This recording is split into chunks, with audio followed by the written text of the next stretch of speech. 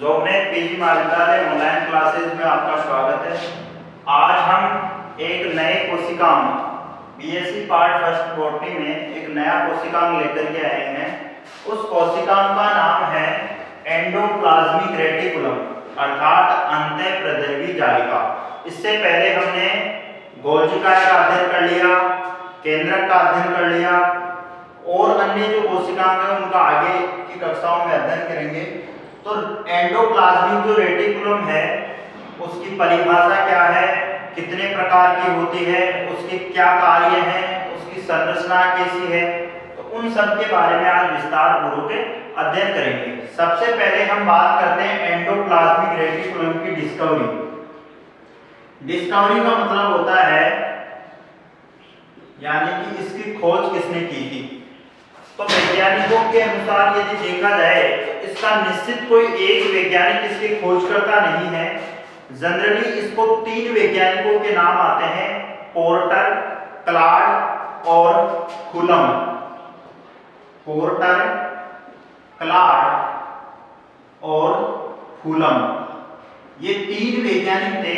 इन तीनों वैज्ञानिकों ने मिलकर के एंडोप्लाज्मिक रेटिकुलम की खोज की थी और इन तीनों ही वैज्ञानिकों ने बताया कि दोहरी झिल्ली युक्त कोशिका में केंद्रक के पास में पाई जाने वाली एक अति विशिष्ट जो संरचना है उस संरचना को अंतःप्रद्रवी जालिका कहते हैं। ये इन वैज्ञानिकों ने बताया। उसके बाद में हम बात करते हैं प्राप्ति स्थल। इसका प्राप्ति स्थल का मतलब क्या है कि ये जो एंडोप्लाज्मिक जो रेटिकुलम है वो कौन कौन सी जगह पाई जाती है। प्राप्ति स्थल की बात करें तो ये संपूर्ण जो यूकेरियोटिक कोशिकाएं होती है उन सभी यूकेरियोटिक कोशिकाओं में अंतःप्रद्रवी जालिका पाई जाती है। तो कौन सी कोशिकाओं में पाई जाती है? यूकेरियोटिक कोशिकाओं में ये मुख्यतया पाई जाती है। अब प्रश्न ये उठता है कि ये कौन सी कोशिकाओं में अनुपस्थित होती है? तो प्रोकैरियोटिक कोशिकाओं में क्या होगी? ये अनुपस्थित होगी। प्रोकैरियोटिक कोशिकाओं में अनुपस्थित, एब्सेंट रहेगी। तो यूकेरियोटिक कोशिकाओं में जो एंडोप्लाज्मिक जो रेटिकुलम है वो पाई जाती है, जबकि प्रोकैरियोटिक जो कोशिकाएं होती है उनमें एंडोप्लाज्मिक रेटिकुलम नहीं पाई जाती है।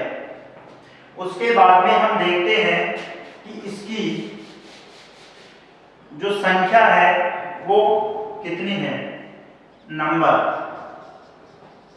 अब हमने पिछली कालांश में भी अन्य जो कोशिकाएं थी उनका अध्ययन किया था। उन कोशिकाओं के बारे में हमने बताया था कि कोई भी कोशिका में किसी भी कोशिका की निश्चित संख्या नहीं होती है।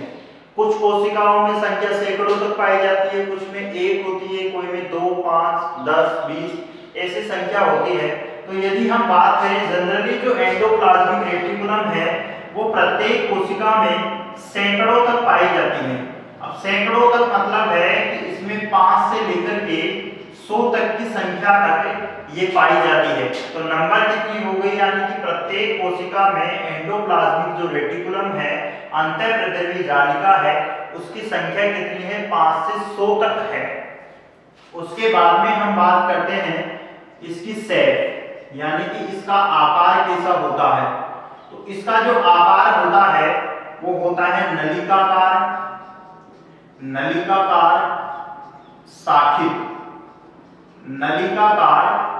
शाखित प्रकार की ये पाई जाती है। कुछ कोशिकाओं में क्या होती है? तस्त्रीनुमा भी होती है। कुछ कोशिकाओं में तस्त्रीनुमा आकृति की भी ये पाई जाती है। तो इसकी शेप की बात करें तो अंतःप्रद्रवी जो जालिका होती है वो नलिकाकार होती है, शाखित होती है और तस्त्रीनुमा। कुछ कोशिकाएं ऐसी होती है जिनके अंदर ये तस्त्रीनुमा भी पाई जाती है। अंतःप्रद्रवी जो कोशिकाएं होती है, अंतःप्रद्रवी जो नलिका होती है उसके बाद में हम बात करते हैं इसका केमिकल कंपोजिशन का मतलब क्या होता है? रासायनिक संगठन। यानी कि ये जो अंतःप्रद्रवी जालिका है वो कौन कौन से रसायनों से मिलकर के बनी होती है, केमिकल कंपोजिशन यानी कि रासायनिक संगठन। तो देखिए अंतःप्रद्रवी जो जालिका है वो एक ऐसा कोशिकांग में अन्य प्रकार के, जैसे हम बात करें तो लिपिड है, प्रोटीन है, लेसिथिन है, सेफिलिन है इत्यादि कुछ प्रमुख तत्व होते हैं जिनसे ये मिलकर के बनी होती है। तो सबसे पहले हम बात करें लिपिड,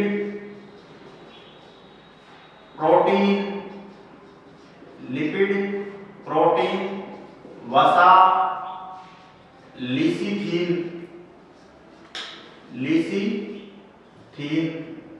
इत्यादि क्या होते हैं, ये तत्व हैं, ये रासायनिक तत्व हैं जिनकी सहायता से इसका जो रासायनिक जो संगठन होता है वो मिलकर के बना होता है। तो केमिकल कंपोजिशन में लिपिड है, प्रोटीन है, वसा है, लेसिथिन है, ये सभी जो तत्व हैं वो मिलकर के, इसमें मुख्यतः यदि हम और भी बात करें तो जैसे डीएनए है और आरएनए क्या है इसमें मुख्य रूप से पाया जाता है।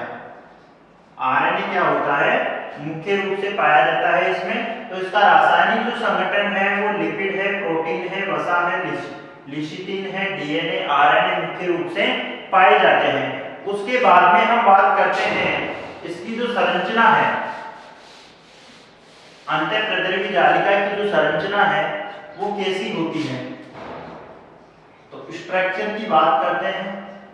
स्ट्रक्चर, अब देखिए वैज्ञानिकों ने ये जो अंतःप्रद्रवी जालिका की जो संरचना है, इस संपूर्ण जो अंतःप्रद्रवी जालिका की जो संरचना है उस संरचना को इन्होंने दो प्रकारों में बांटा है।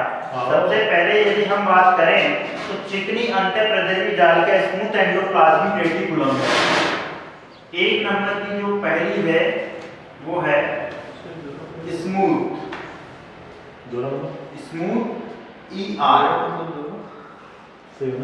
कहने का मतलब ये है कि अंतःप्रद्रवी जालिका का वर्गीकरण देखें तो अंतःप्रद्रवी जालिका मुख्य रूप से दो प्रकारों में बांटी गई है, स्मूथ ईआर और दूसरी जो होती है रो ईआर। तो दो प्रकार के अंतःप्रद्रवी जालिका के बारे में हम पढ़ेंगे। तो सबसे पहले हम बात करते हैं स्मूथ ईआर। स्मूथ का मतलब क्या होता है, चिकनी अंतःप्रद्रवी जालिका। इसका नाम से पता चल रहा है कि चिकनी अंतःप्रद्रवी जालिका के बाहरी तरफ राइबोसोम उपस्थित नहीं होंगे। तो कहने का मतलब है ऐसी अंतःप्रद्रवी जालिका जिसके बाहरी तरफ राइबोसोम की अनुपस्थिति हो, तो ऐसी जो अंतःप्रद्रवी जालिका को हम क्या बोलेंगे, स्मूथ ईआर का नाम से जानते हैं। इसके अलावा इसमें वसा है, स्टेरॉइड है, इसके संश्लेषण में व्याप्त जो कोशिकाएं होती है वो ज्यादा होती है। इसमें क्या होते हैं, जो राइबोसोम हैं वो अनुपस्थित होते हैं, राइबोसोम अनुपस्थित। इसके अलावा जैसे वसा है, स्टेरॉइड है, ये इसमें क्या होते हैं, ज्यादा होते हैं। इसमें इधर भी हमारे को ये स्पष्ट रूप से दिखाई दे रही है स्मूथ जो ईआर है, चिकनी अंतःप्रद्रवी जालिका, इसमें देखिए किसी भी प्रकार का राइबोसोम, इधर ये जो राइबोसोम जो व्यवस्थित है वो राइबोसोम, इसमें किसी भी प्रकार के राइबोसोम हमारे को दिखाई नहीं दे रहे। इसका मतलब क्या हुआ कि जिस प्रकार की जो अंतःप्रद्रवी जालिका है उसके किनारों पर यदि राइबोसोम उपस्थित नहीं हो तो उससे उनको क्या बोलते हैं, स्मूथ अंतःप्रद्रवी जालिका कहते हैं। इनमें राइबोसोम के स्थान पर इसमें वसा है, स्टेरॉइड है, तो विभिन्न प्रकार के ये जो तत्व होते हैं वो इसमें पाए जाते हैं। ये कोशिकाएं मुख्यतः वृक्क की नलिका कोशिकाएं, आंखों की जैसे ग्राही कोशिकाएं हैं, आंत्र कोशिकाएं हैं, इसके अलावा ग्लाइकोजन का संग्रहण करने वाली जो यकृत जो कोशिकाएं हैं, उन कोशिकाओं में ये मुख्यतः पाई जाती हैं। उसके बाद में हम दूसरे प्रकार की जो कोशिकाएं की बात करते हैं वो है रो ईआर।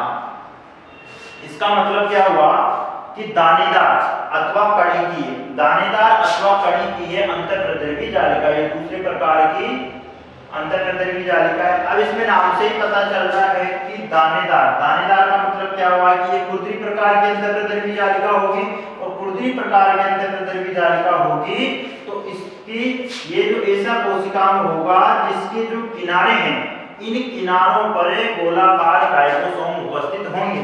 क्योंकि अभी हमने पहले प्रकार में चिकनी प्रकार की जो व्यवस्था देखी थी उसमें राइबोसोम अनुपस्थित थे किनारों पर, परंतु ये देखिए इधर जो रो प्रकार की ये जो अंतःप्रद्रव्य जालिका है, इसमें हमारे को स्पष्ट रूप से गोलाकार ये राइबोसोम दिखाई दे रहे हैं। ये गोलाकार राइबोसोम स्पष्ट रूप से दिखाई दे रहे हैं। अब हम बात करते हैं कि राइबोसोम भी दो प्रकार के होते हैं। हमने पहले भी पढ़ा है राइबोसोम के बारे में। एक जो राइबोसोम होता है वो 70S होता है और दूसरा जो राइबोसोम होता है वो 80S होता है। अब चूंकि बात कर रहे हैं हम यूकेरियोटिक कोशिकाओं में, तो यूकेरियोटिक कोशिकाओं में जो राइबोसोम होंगे वो कौन से प्रकार के होंगे? 80S प्रकार के। अब 80S और जो 70S प्रकार के जो राइबोसोम्स हैं, दोनों ही प्रकार के राइबोसोम्स की वो इकाइयां होती है।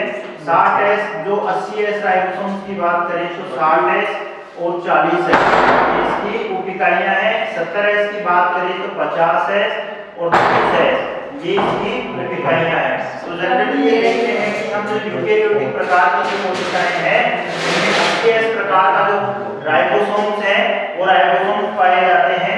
तो इसमें क्या है कि जो रो प्रकार के एंडोप्लाज्मिक जो रेटिकुलम होती है उसमें 80S प्रकार के राइबोसोम हमारे को स्पष्ट रूप से दिखाई देते हैं। उसके बाद में हम बात करते हैं इसकी ये जो साधारण ये जो संरचना हो गई, उसके बाद में हम बात करते हैं इसके कार्यों की। तो अलग अलग प्रकार के इसके जैसे प्रत्येक कोशिकाएं की बात करें तो प्रत्येक कोशिकाएं के अलग अलग कार्य होते हैं। तो हम इसके कार्यों की बात करते हैं। तो पहला कार्य की यदि हम बात करें तो ये क्या करती है? अंतःप्रद्रवी जो जालिका होती है वो कोशिका को यांत्रिक आधार प्रदान करती है। पहला जो कार्य है वो कौन सा है?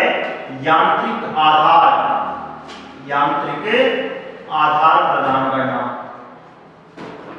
तो कहने का मतलब ये है कि प्रत्येक कोशिका में जो अंतःप्रद्रवी जो जालिका होती है वो कोशिका को यांत्रिक आधार प्रदान करने का कार्य करती है। उसके बाद में दूसरा जो कार्य है वो क्या है? एंजाइमेटिक, एंजाइमेटिक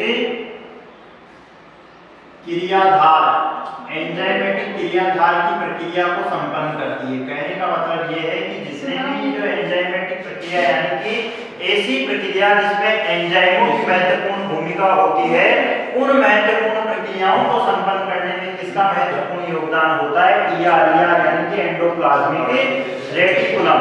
तीसरा जो कार्य है वो कौन सा है? भंडारण का कार्य, भंडारण का कार्य, भंडारण का कार्य। कहने का मतलब ये है कि अंतःप्रद्रवी जो जालिका होती है वो अंतःप्रद्रवी जालिका अपने संश्लेषण के दौरान विभिन्न प्रकार के जो उत्पाद हैं उन उत्पादों को भंडारण का कार्य करती है।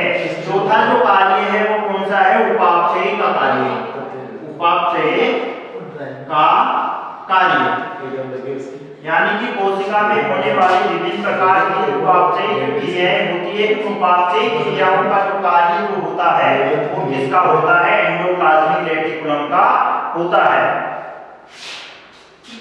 पांचवा यदि हम पांचवा और अंतिम कार्य की बात करें तो अन्य कोशिका कलाओं का निर्माण, अन्य कोशिका कलाओं का निर्माण, अन्य कोशिका कलाओं का निर्माण, कलाओं का निर्माण। कहने का मतलब ये है कि जो अंतःप्रद्रवी जो जालिका होती है वो केंद्रक के पास व्यवस्थित होती है और केंद्रक के पास व्यवस्थित होने के कारण ये विभिन्न प्रकार की जो कोशिकाएं होती है उन कोशिकाओं को उनकी जो कलाएं होती है उन कलाओं का निर्माण में सहायक होती है।